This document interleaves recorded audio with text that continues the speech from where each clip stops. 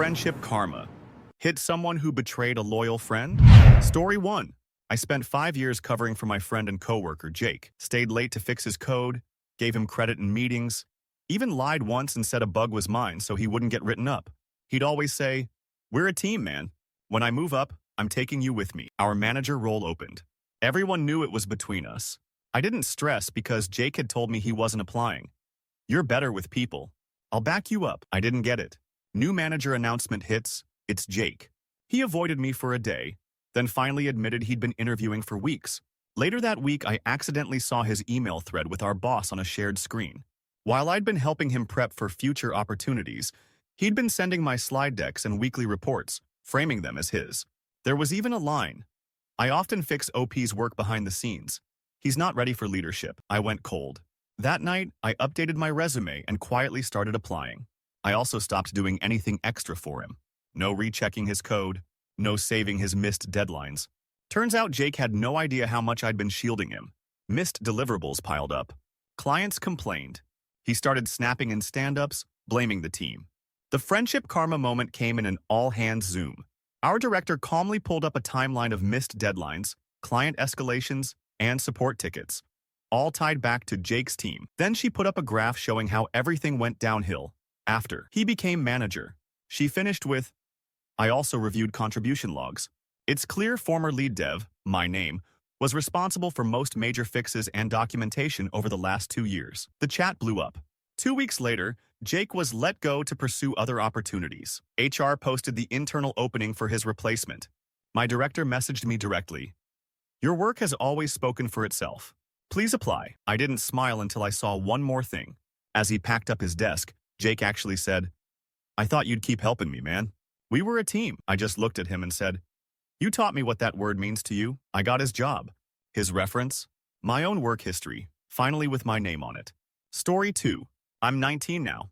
This happened when I was 8, but the karma really landed last year. My mom's best friend, Aunt Lisa, was basically family. Mom watched her kids for free, gave her rides, even loaned her money she never saw again. Mom was loyal to a fault. Lisa started seeing my dad a lot when my parents separated.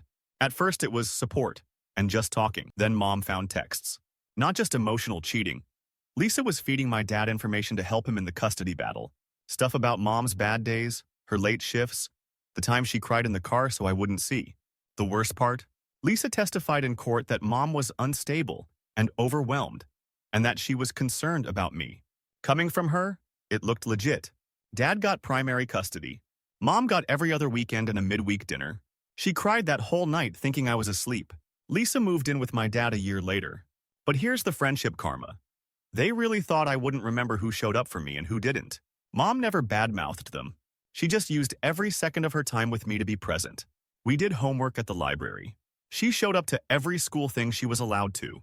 When I was sick, she'd sit by my bed at Dad's house while Lisa complained she was hovering. Meanwhile, Dad and Lisa slowly turned into a constant drama loop. Fights about money, babysitting, child support. Lisa would joke about how expensive kids were. She stopped going to my games. She always had a new emergency that made my dad too busy for our nights. At 14, I told the judge I wanted to live with Mom. The moment. We're in a little office, guardian ad litem there, my dad and Lisa across from us. I said very calmly, "Mom's the only one who actually acts like my parent. Lisa, you were my mom's best friend and you used her worst moments against her. I don't feel safe with you." Lisa tried to fake cry and say, "Honey, I love you like my own daughter." And I said, "You didn't even love your friend like that." It went quiet. Judge adjusted custody. Mom got primary. Dad got every other weekend. Driving home, Mom was shaking like she couldn't believe it. I told her, "You didn't lose me when they did that. They just delayed the part where I get to choose you back." Sometimes karma isn't loud. Sometimes it's just a kid growing up enough to see who stayed, and then saying it in a room where it finally matters. Story 3. My ex-best friend Sam and I were inseparable all through college.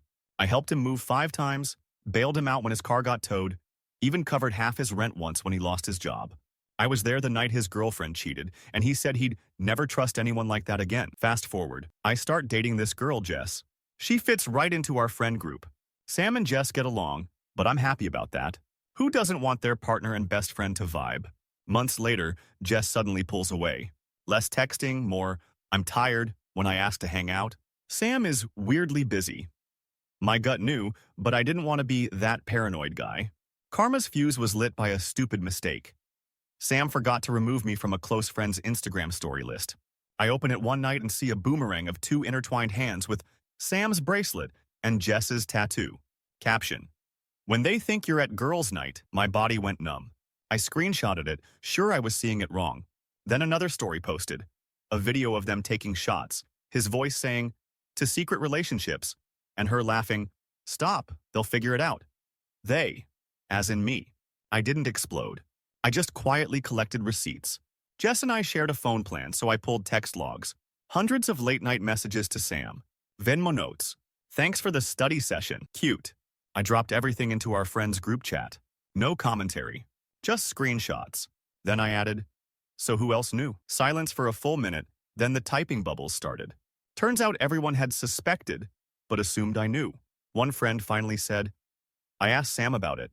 He told me you were in an open relationship and didn't want to talk about it." There went my last shred of dignity. The karma part. Sam had just started at a new job, where one of our mutual friends worked and was in the same industry Slack. That friend had seen how I showed up for Sam over the years, and how he talked about hating cheaters. She screenshotted his own rants about loyalty and cheating from an old chat and appended them to my evidence, then DM'd Jess's roommate, who had no idea any of this was happening. Roommate kicked Jess out. Jess tried to run to Sam's place, where his new roommate, another mutual, had already seen the group chat and told him, "Dude, I'm not living with someone who does that. My ex did that to me. Get your stuff." They didn't even get to be together properly. Two people who bonded over lying got stuck with each other's mess instead. The last thing Sam ever texted me was, "You didn't have to ruin my life over one mistake." I replied, "I didn't ruin anything. I just stopped covering for you for the first time." Story 4. I was just a coworker, but I got a front row seat to the friendship karma of the century. My colleague Mark had this best friend, Devin. They'd been tight since middle school. Devin helped Mark get clean after a pill problem, let him crash on his couch, co-signed an apartment so Mark could rebuild his credit. The kind of loyalty you don't see often. They started a small contracting business together. Devin handled clients. Mark did the physical work. It was going well, until Mark's girlfriend decided she wanted more control and told him Devin was holding him back. Next thing we know, Mark's at the bar ranting about how he does all the work and Devin is just a salesman. Turns out Mark had opened a secret bank account. He redirected a couple of big client payments to it instead of the business account. When Devin confronted him, Mark exploded, called him paranoid and controlling, then overnight filed to dissolve the partnership and started calling all their clients, painting Devin as unstable and possibly stealing. Devin was wrecked. This was his friend, not some random partner. He sued. I only got involved because one of their biggest clients was my employer, and I had email chains proving Devin had been the point of contact, not Mark. In court, Mark swaggered in like he was about to win an Oscar. His girlfriend sat in the back smirking. Mark's lawyer put him up as this hardworking saint who just wanted out of a toxic partnership. Then Devin's lawyer started calling witnesses. One neighbor talked about Devin driving Mark to rehab. Devin's sister described how Devin sold his car to help Mark post bail years ago. I showed the emails where Devin handled change orders at midnight while Mark was unavailable. Then came the twist. Devin quietly slid a folder to his lawyer. His lawyer asked the judge if he could introduce recently obtained financial records, the secret account. Devin had gotten a court order for Mark's banking records. Every big check that had mysteriously gone missing? Right there. Dates, amounts, even the note written by the clients. And then, texts from Mark to his girlfriend. "I'll tank Devin's reputation first so he can't fight back. Once clients see him as shady, they'll follow me." The judge's face actually changed. Ruling. Devin got the bulk of the business assets.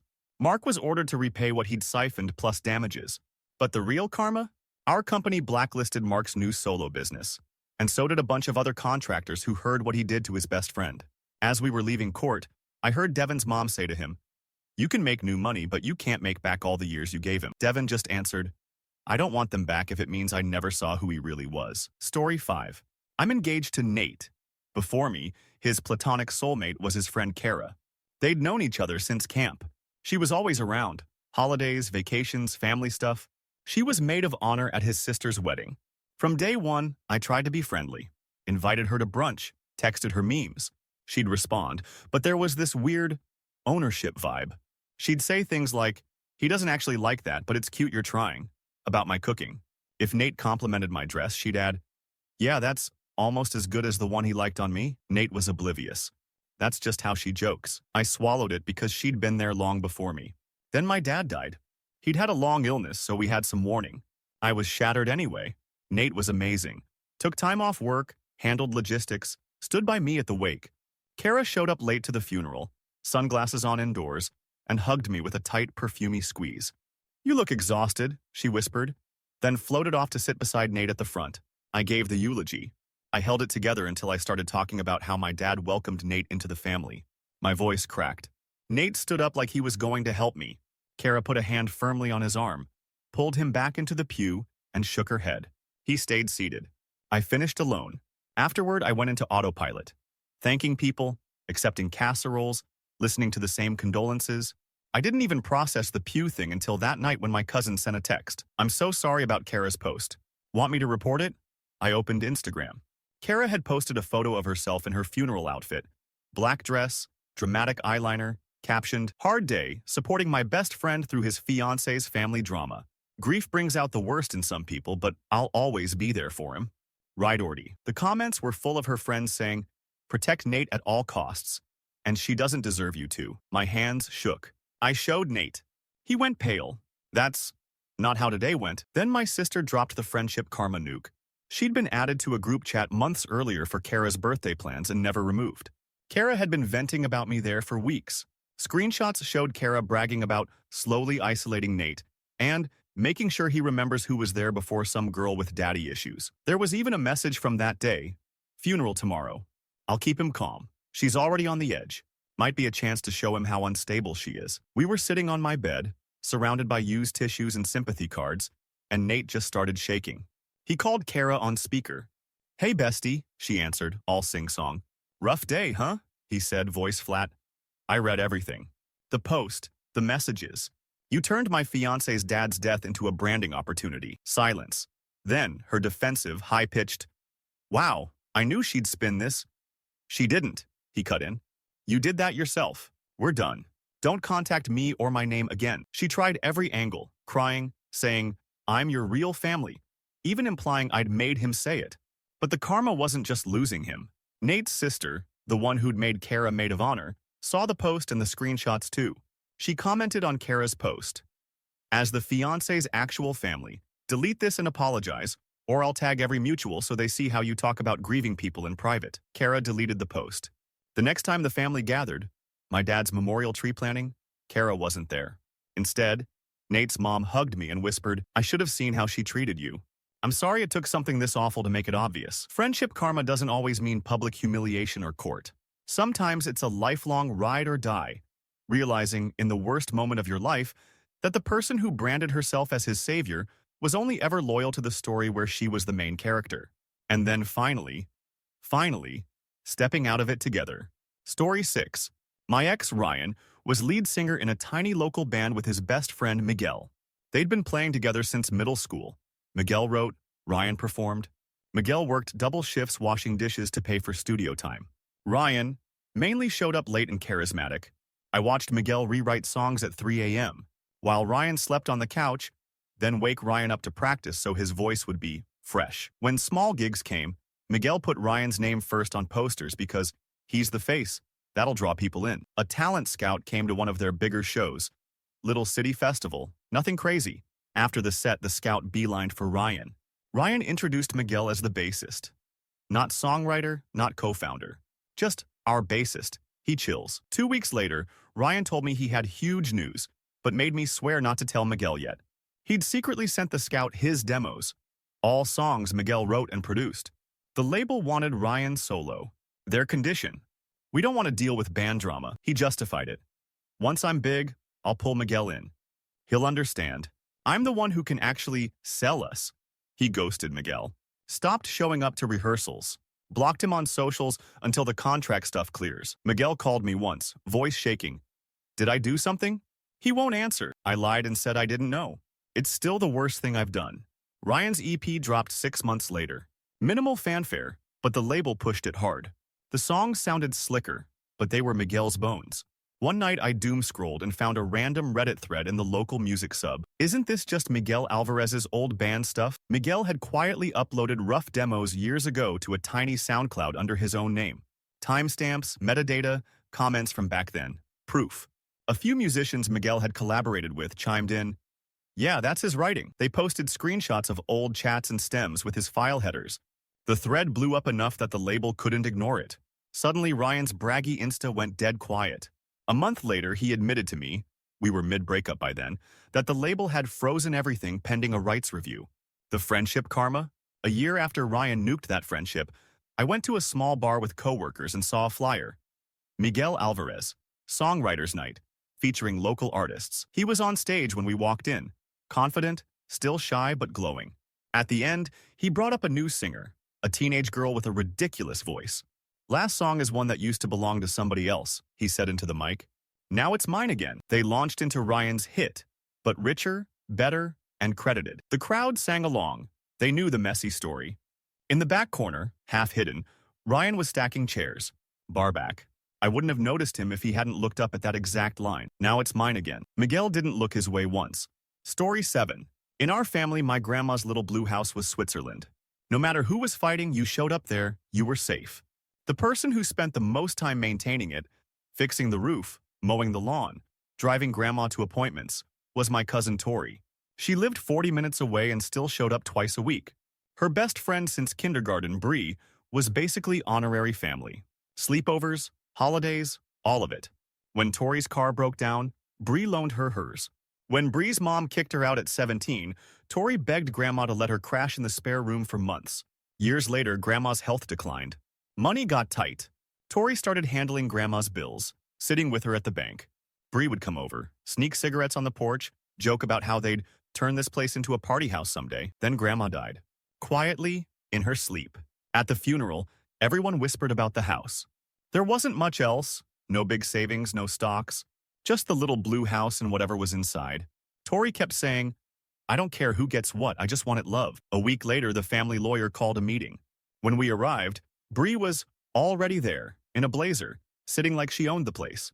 "I'm so glad you're all here," she said, like she was hosting a brunch. "There's something we need to clear up about the house." Turns out, months before she died, Grandma had signed a quitclaim deed, transferring the house into joint ownership with Bree. Filed, notarized, recorded.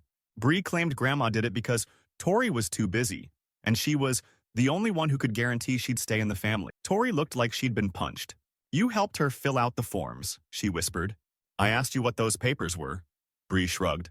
"She made her choice. I'm just honoring it. Legally, we couldn't do much." It was shady as hell, but Grandma had signed. Bree moved in within a month, painted over the porch, ripped out Grandma's rose bushes. She stopped answering Tori's texts altogether. Friendship karma took its time. About a year later, a wildfire tore through our town. Everyone scrambled to evacuate. The little blue house was right on the edge of the evacuation zone. Bree ignored the warnings, posted a selfie on Instagram. "Not leaving my house. If it burns with me in it." Firefighters convinced her out at the last minute, but the house didn't make it. I watched the live map update, an orange polygon that swallowed her street. Weeks later, the adjuster's report came back. Bree's insurance wouldn't pay out what she expected. When she'd retitled the house to herself quietly, she never updated the policy properly. Payout went to Grandma's old, tiny policy, split among the original beneficiaries, Grandma's children and, by extension, their kids. Tori got a share. At the next family gathering, someone asked Bree where she was living now. She muttered something about a sublet across town. Tori just said, not unkindly, "If you need a place to do laundry, you can come by my apartment. You always did like my home better anyway." Bree didn't answer.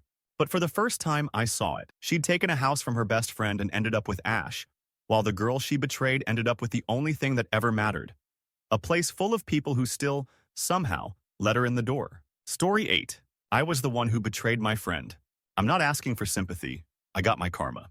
My best friend Eli was the kind of guy who'd show up at 2 a.m. if you texted "you up?" with no explanation.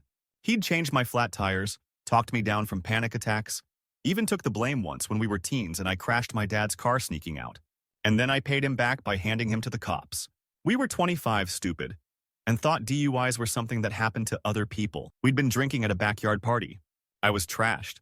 Eli was tipsy but walking straight. Give me your keys, he said. I'm not that drunk, I argued. He insisted. I've got the better chance of getting us home alive. On the way, he swerved to avoid a raccoon and clipped a parked car. No one was hurt. Small crunch, broken mirror, paint scrape. We stopped, hearts pounding. Sirens in the distance. Someone had called it in. Eli looked at me. I can't get another mark on my record, he said. You know that. A decade ago, he'd been caught with weed before it was legal. It still popped up sometimes. Can you say you were driving? You're clean. You'll get a slap on the wrist. I froze. I thought about my job, my pristine record, my parents' disappointment. I thought about the internship I wanted, the background checks. When the cop walked up, I blurted, he was driving. They breathalyzed him. Eli didn't argue. He just looked at me once like he was memorizing my face. I rode home with my dad in silence. Weeks later, guilt chewed through me. I texted, called, showed up at Eli's place. He wouldn't answer. When he finally opened the door, he just said, I did 10 years being the bad kid so you could have a clean slate. You cashed it in on the one night you were actually guilty, and he shut the door. Karma didn't hit immediately. I got the internship, then the job. A year later, I applied for a promotion that required a more extensive background check. I wasn't worried. I had nothing on my record, or so I thought. The HR lady called me in, voice all careful. We found something you didn't disclose, she said. A notation from the investigating officer. Turns out, the cop who'd arrested Eli wrote an addendum to the report. He'd spoken to the homeowner whose car we'd hit, who had a Ring doorbell camera. The footage showed me stumbling out of the driver's side, keys in my hand, Eli sliding over. The DA hadn't pursued it. They already had a clean case. But the note was there. Possible false statement from passenger. My company had a zero-tolerance policy about dishonesty in law enforcement matters. They couldn't prove anything, but they didn't need to. I didn't get the promotion. A year later, in a round of layoffs, guess whose name was easiest to let go? I tried to find Eli online. Nothing. He'd deleted everything. Then one day I saw him in town, loading tools into a work truck with his company's logo. He looked good, tired but solid. He caught me staring. I walked over, apology speech burning a hole in my throat. Before I could open my mouth, he said calmly, I heard about your job. You did? My cousin works there. Told me you didn't get what you wanted because of that night. He shrugged. I tried to take the fall for you once. You let me. World evened it up without my help. And then he added quietly, you're finally paying something on the debt you made me carry alone. He got in his truck and drove away. I still haven't forgiven myself, but karma didn't care if I learned the lesson. It just made sure I felt a fraction of what I'd dumped on the only friend who ever stood in front of my mistakes willingly. Story 9. I helped mod a mid-sized gaming Discord for a popular streamer. Pixel Fence. We're not huge, but we've got a tight community. Inside jokes, charity streams, late-night VC grinding raids. The heart of the mod team used to be a guy named Leon. He'd been there since the first 100 followers. Helped set up bots, watched chat when the streamer was asleep, banned trolls at 3 a.m. For years, he never missed a stream. Then came Harper. She joined during a subathon and immediately stood out. Funny, fast with memes, good with tech. She and Leon clicked instantly. Voice chats, private calls, constant earfares. The rest of us joked they were mod married, but slowly, Leon changed. He started DMing me about dead weight mods who weren't committed. He meant people like Zoe, who had kids and couldn't stay up until 4 a.m., and Jay, who worked nights. He said things like, if it were just me and Harper, we could run this place properly. We brushed it off as ego, until we found out he was running a private subserver. One night, a regular accidentally sent a screenshot of a channel I'd never seen. True Fans Mod Chat. There was Leon, with a crown emoji next to his name, and Harper, and about 20 of our most active members. Messages like, we don't listen to the official mods here. Pixel doesn't need to know every little detail. We'll decide who gets banned for real. Leon had been using his status to pull people into his little monarchy. He joked about shadow banning users he didn't like by throttling their access to community events, assigning them roles that blocked them from giveaways, muting them on stream nights. The worst part? He started subtly undermining Pixel. He's too soft. He doesn't understand how toxic it really gets. In DMs, he told people, I keep this place together. Without me, Pixel would drown. When Pixel found out, he was crushed. Not angry, just deeply hurt. I trusted him with everything, he said in the mod chat. He helped me through my dad's chemo. I told him stuff I haven't told my IRL friends. We quietly pulled logs, archived the private server invites, documented everything. Then, during a charity stream, Karma showed up wearing a Twitch notification. A viewer donated with a message. Sad to see how Leon and Harper treat people in their real fan server. Guess the community isn't for all of us. Chat exploded. Wait, there's a separate server? What? Yo mod explanation now. Pixel paused the game, hands visibly shaking. Leon, hop in VC, he said. Leon joined, trying for a laugh. Bro, not the time to air mod drama. Pixel, voice flat, read out a list of usernames who'd been quietly banned without his knowledge. Then he dropped the bomb. We pulled every log, Leon. I've seen what you've been saying about me being just a face and you being the real boss. I've seen you mock people who donated grocery money they couldn't afford. Silence. 10,000 viewers watching. Harper typed frantically in mod chat, trying to spin it as a joke project. But more members started speaking up. Screenshots flooded in. Their private server wasn't so private after all. Pixel took a deep breath and said, I built this community so nobody would feel like they had to pass some test to belong. If you made people feel like they weren't enough for your little kingdom, you don't belong here. He removed Leon's roles live on stream. The king lost his crown in real time. The friendship karma twist came months later at a convention. Our community had a small meetup. Pixel, exhausted but happy, greeted everyone. Harper showed up alone, hovering on the edge. Nobody was rude, but people kept their distance. At one point, I heard her ask someone, Is Leon coming? They answered. He tried to start his own server after you two left. No one stayed. Pixel saw her, walked over and said gently, You could have helped me make this place better. Instead, you helped him turn it into a hierarchy.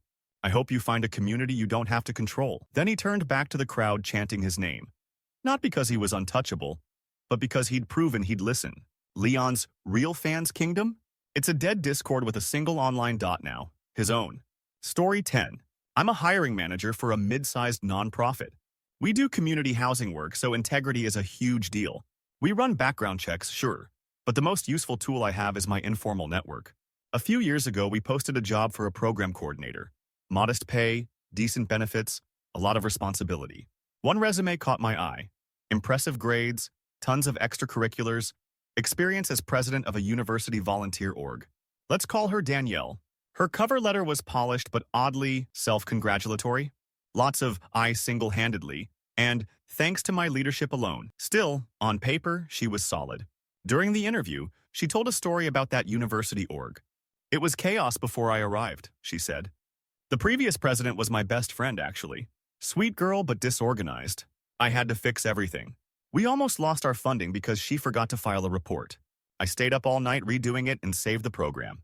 It was tough, but I learned sometimes you have to put the mission above your friendships. That set off a small red flag.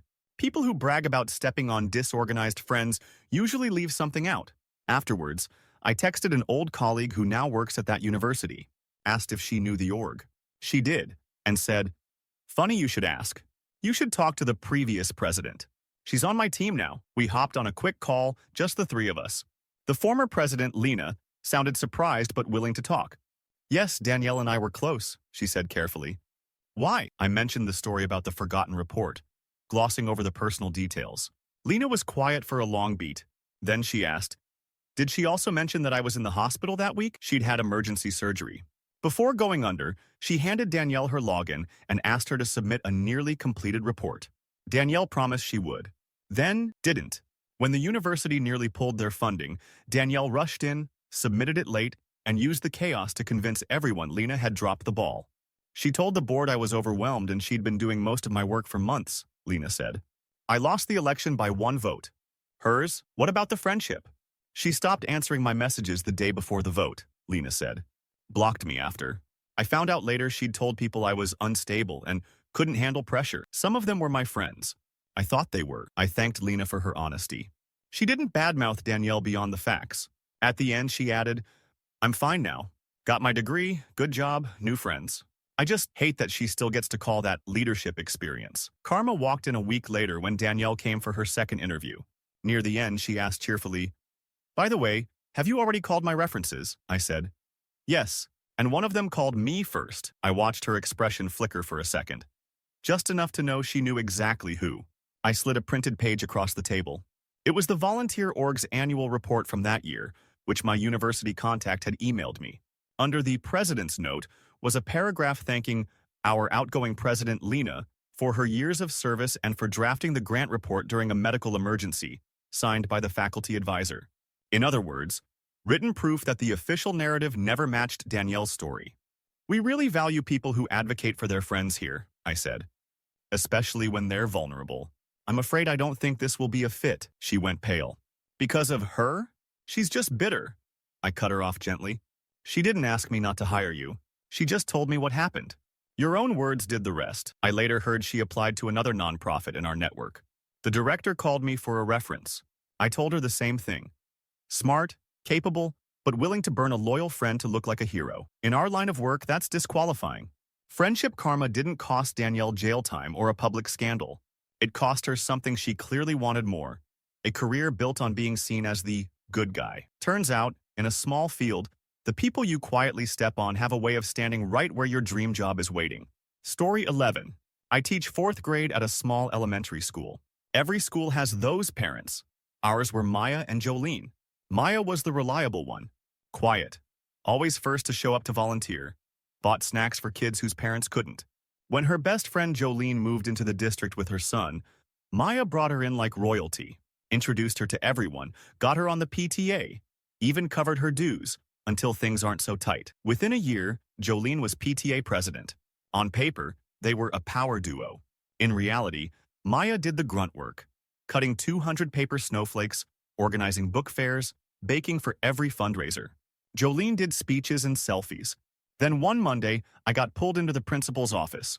So did the school counselor and Maya. Our principal looked uncomfortable. We received an anonymous email, she said, accusing Maya of mishandling PTA money and of yelling at students during events. My stomach dropped. I'd never once heard Maya raise her voice at a kid. The principal slid over a printout.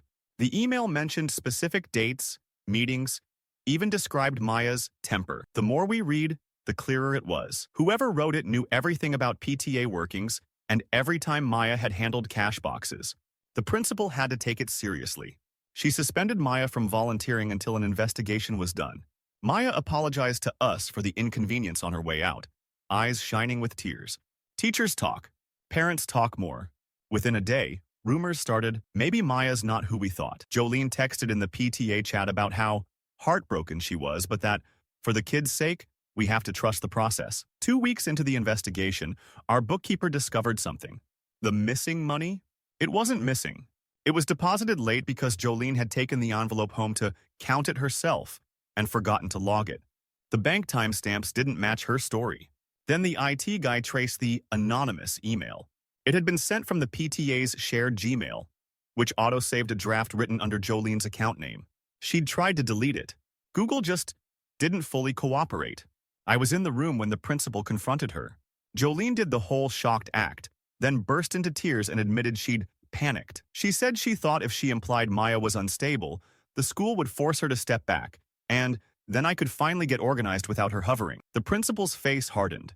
Jolene was removed as PTA president, banned from volunteering for the rest of the year, and flagged in the district system. The friendship karma moment came at the spring concert. Maya had been cleared and quietly reinstated as a volunteer. She slipped in, sat in the back, tried to be invisible. At the end, our principal went to the mic. She thanked our volunteers who kept this year running. Then she added very deliberately, and a special thank you to Maya, whose integrity and kindness stayed solid even when others tried to weaponize her loyalty. The entire auditorium turned to look at her. Parents stood.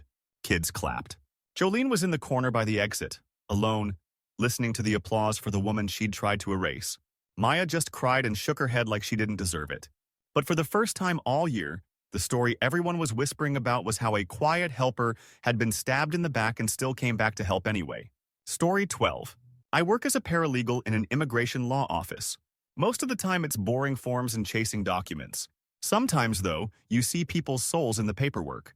We had a client, Kareem, on a student visa that was about to expire. He'd been here for years, volunteering, working crappy jobs under the table, sending money home. His best friend, Lila, was a U.S. citizen. They were inseparable, platonic, but tight. She came to every appointment, scribbling notes, asking a million questions. When his options ran thin, they came in with a solution. Lila wanted to marry him so he wouldn't have to go back to a dangerous situation. No romance, just paperwork and loyalty. Our attorney grilled them to make sure it wasn't a scam. They knew each other's families, allergies, favorite shows. Lila knew his mom's WhatsApp ringtone. Kareem knew exactly how she took her coffee. We believed them. They married. We filed the petition. For a year, they did everything right. Joint lease, joint bank account, separate bedrooms, but a real shared life. They joked that they were roommates with tax benefits. Then, about a month before his green card interview, Lila missed an appointment. Then another. Kareem came in alone, shoulders hunched. "She's seeing someone," he said. "He doesn't like that we're married on paper." They fight about it. We told him to bring her in. We needed a united front. She showed up the day before the interview, wearing a ring from someone else on her right hand. She barely met Kareem's eyes. In the interview, the officer asked the standard questions. At first, they answered smoothly. Then the officer said casually, "How did you two decide to marry?" Lila hesitated a hair too long. We were friends and then, things happened." Afterward, in the hallway, she snapped at Kareem. "I'm done with this. I want a real marriage with my boyfriend, not this pretend one." Weeks later, we got a notice. USCIS wanted a second interview because they suspected marriage fraud. Lila panicked. Instead of admitting cold feet, she hired a separate lawyer who told her the easiest way out was throwing Kareem under the bus. She sent USCIS a statement saying he had pressured her into it, that he'd manipulated her kind heart, that she'd been used. We got a copy. Kareem read it silently, like his lungs had collapsed. "She begged me," he whispered. We prepped for the worst. Deportation was on the table now, not just a denial. Then karma slid in via screenshots. See, Kareem wasn't tech-savvy, but his little sister back home was. He sent her everything.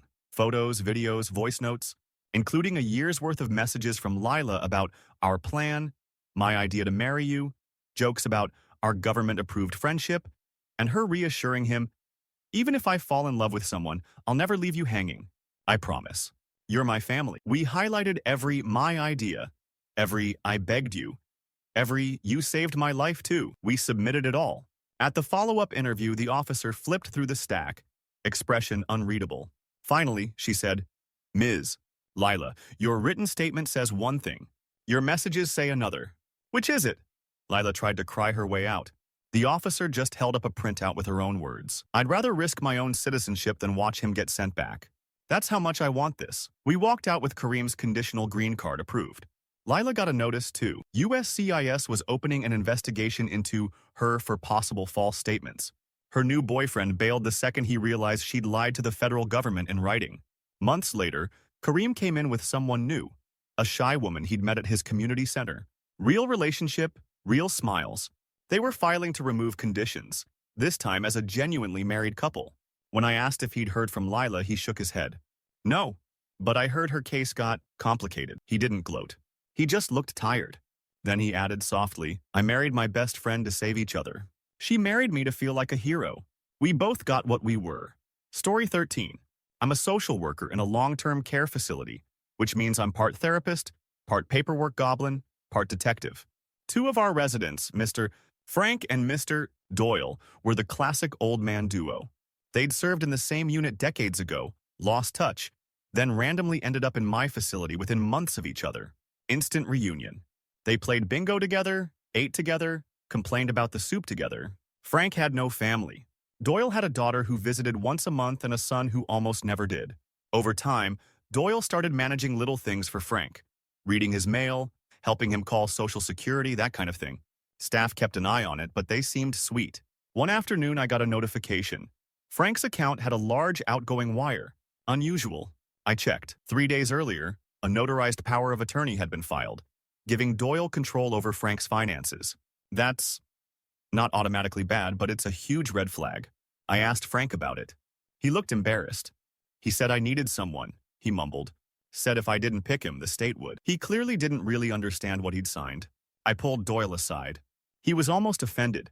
"Somebody's got to look out for him," he said. "He's like my brother. His money's safer with me than with some bureaucrat." Then I looked up where the wire had gone. A classic too-good-to-be-true investment group, his grandson, was pushing on Facebook. I filed an elder abuse report. An investigator came. There was a whole process. In the meantime, those two old men still ate together, still played bingo. Frank kept defending Doyle, even as we froze any further transfers. "Don't make trouble for him," he begged. "He's all I've got." The karma hit at the care plan meeting when the investigator came back with results. I sat in with both men. "Mr. Doyle," she said, We found the messages with your grandson where you wrote, "Once I get Frank's POA, we can roll that cash into your thing. Old guy doesn't need that much here anyway." Doyle's face crumpled. It was going to make him more money, he protested weakly. I was doing him a favor. Frank looked shattered. You were going to take my pension? He whispered. I was going to invest it, Doyle insisted. For us. For our families. Don't make it sound ugly. The investigator revoked Doyle's POA, flagged him with Adult Protective Services, and recommended his financial decisions be monitored by a third party from then on. For his own finances, too.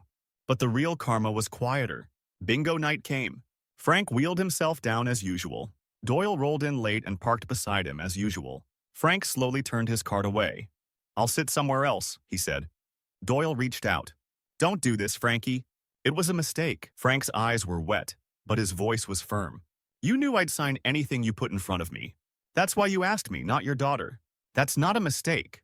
That's knowing I trusted you more than anyone, including myself. He moved his chair to another table. Other residents who'd heard bits and pieces patted his arm and made room. Doyle stayed at the original table, alone. Since then, I've had to explain to staff that no, we don't punish Doyle. He still gets care, meds, all of it. But the thing he tried to control, someone else's life, is the thing he lost in the eyes of the only friend who still remembered the kid he used to be. Story 14. When people talk about startups, they glamorize the pitch decks and ignore the 3 a.m. debugging sessions where your co-founder is snoring on the office couch. I built a little app during the pandemic. Nothing wild, just a recommendation engine for local mutual aid resources. My friend Jonah jumped in early. I wrote almost all the code. He did design, social media, networking. I'm introverted. He's the guy who collects friends like Pokemon. We always called each other co-founders, even though we never filed anything formal. Dumb, I know. A small accelerator noticed us. They offered a tiny investment and mentorship if we incorporated properly. Suddenly, things got real. Lawyers, cap tables, share vesting, all the stuff I'd never thought about. They assigned us some homework. Talked to a patent attorney about whether our matching algorithm was worth protecting. I thought of it as our algorithm, but realistically, it was mine. I'd created it in grad school for a class project and repurposed it for the app. When the patent attorney explained that only the inventor should be listed, Jonah waved his hand. Put him, he said. I just make it pretty. The attorney nodded. We'll get the paperwork started. A week later, Jonah stopped showing up. Claimed family stuff, mental health, whatever. Meanwhile, I got a weird email from the patent office portal saying there'd been an update. But when I logged in, the application I expected wasn't there. The docket number traced back to a different filing. Same algorithm description, different title, and Jonah's name alone as inventor. My stomach dropped. I confronted him. He shrugged. Chill. Investors don't care whose name is on the patent as long as it's in the company.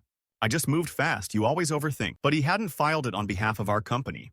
He'd filed it on behalf of a new LLC he'd formed 2 weeks earlier, without me. When the accelerator found out, they were furious. They froze their investment until founder issues were resolved. Jonah tried to spin it, told them I was unstable, slow, not cut out for the hustle. He framed it as saving the company from me. What he didn't factor in was paper trails. The algorithm predated our app. It was stored in a public Git repo under my name, with timestamps from years before. The class professor still had my original report and slid into my inbox with, why is someone else claiming your project? The accelerator brought in their lawyer.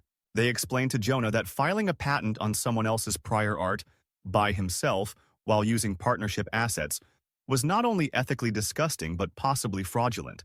They gave him a choice: assign the application to the original company and step down, or they'd walk and consider legal action. He tried to play chicken. You won't tank a good idea over founder drama, he said. They looked at me and said, we'd rather bet on the person who wrote the thing than the one who tried to steal it. He blinked. You're taking his side? After all the work I did? The lead mentor answered, we're not taking sides. We're looking at who was loyal to the project and who was loyal only to their own equity. He ended up assigning the patent and leaving with a token payout for his design work. No co-founder status. No board seat. No title on the website. The friendship karma didn't hit until months later when we launched an updated version of the app. It got small but nice press. One article called me the sole founder after an early partnership imploded. I didn't name Jonah. I didn't have to. He texted me a screenshot of the article. Guess I deserved that. I stared at my phone for a long time before replying, I didn't write it. You wrote that story when you tried to erase me first. Story 15. I grew up hearing about how my dad got screwed in high school sports. According to him, he was this star basketball player whose jealous teammate lied about him taking performance enhancers. The coach believed the lie. Dad lost his scholarship, and his life never recovered. It was the reason we lived in a cramped apartment, and he hated his job, apparently. He'd tell the story every Christmas, every time we drove past the old high school. Never trust a teammate more than you trust yourself, he'd say. People will throw you under the bus to save their own skin. I believed him. I joined the same team, same school, decades later. Different jerseys, same banners on the gym wall. Our new coach was a quiet guy named Coach Reed. He'd played there a long time ago, too. You could see old team photos in the hallway. I never connected the dots. Coach Reed liked me, pushed me hard. I wasn't a prodigy, but I was decent. Good enough to get some college scouts mildly interested. Senior year, our whole team was invited to a local banquet where the big Character and Leadership Scholarship would be announced. It was a huge deal, full ride to a decent college. My dad ironed my shirt himself. "We're fixing what they took from me," he said. "You're going to show them our name still means something." At the banquet, they trotted out old alumni to give speeches. One of them was my dad's jealous teammate. I recognized the name from Dad's rants. The guy looked normal, dad-like, nervous with the mic. He told a different story. He said there'd been a doping scandal back in the day, that one player had tested positive and tried to pin it on him, his best friend. That the coach had believed the wrong person at first, until the lab mix-up was caught and the truth came out. By then, the friend's scholarship had been pulled for the failed test anyway. The teammate transferred, the friendship ended. My stomach turned cold. Then they brought out an old black and white photo and passed it around on the big screens. Two teens, arms slung over each other's shoulders, grinning. One of them was unmistakably my dad. The MC said, "Sometimes people tell stories about us that aren't true. Sometimes we tell those stories. But time has a way of sorting out who did what." I felt my ears ringing. Later in the program, it was scholarship time. Coach Reed went to the podium with a stack of notes. He talked about leadership, hard work, integrity. I half listened, thinking only about that photo and wondering which lab report was real. Then he said my full name. My dad squeezed my shoulder so hard it hurt. I walked up, dazed. Coach handed me the certificate and leaned into the mic. "This student," he said, "comes from a family with history in this gym. Sometimes history is messy, but I've watched him take responsibility, lift up teammates, and tell the truth even when it cost him minutes on the court. He's not repeating anyone's mistakes." Applause. Cameras. I forced a smile. When we got home, Dad was already half drunk on victory. "See?" he crowed. Full circle. They owed us that. I finally asked, "Did you ever lie about him?" He froze. Just for a second. Then he scoffed. "That's their version. You're really taking their side?" I thought about all the nights he'd called my coach an idiot when I didn't get enough playtime. All the times he'd told me to hog the ball because scouts only notice stats. Quietly, I said, "Maybe there aren't sides, Dad. Maybe there's just what you did." He glared at me like I'd slapped him. Later that week, I ran into Coach in the gym. I blurted out, "Did you know about my dad?"